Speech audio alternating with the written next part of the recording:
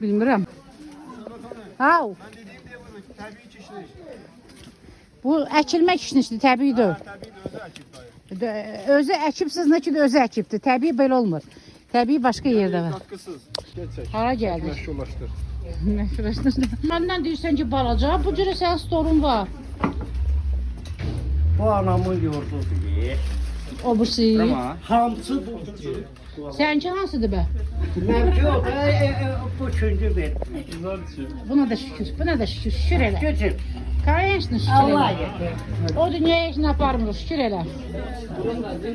Zaten gör burada nə var? Səhəng var. Bax, bu cürə səhəng var burada. Ona görə qoşdum ki, mənim şeyimi pozmasın. Cəmaat, yürüyüş necə idi ay cəmaat? Xoşunuza gəldi? Çətin idi? Biraz hə. Nəyi çətin idi?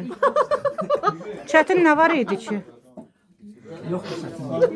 Həqiqətən çətin görməmisiniz. Düzdür, bəlkə qabaqda çətin oldu, amma burada çətin bir şey yox idi. Asandır. Burası bir tik qalxdıq da. Biraz. O qədər tiklər eləyib, bazar düzünə qalxdıq. Elə?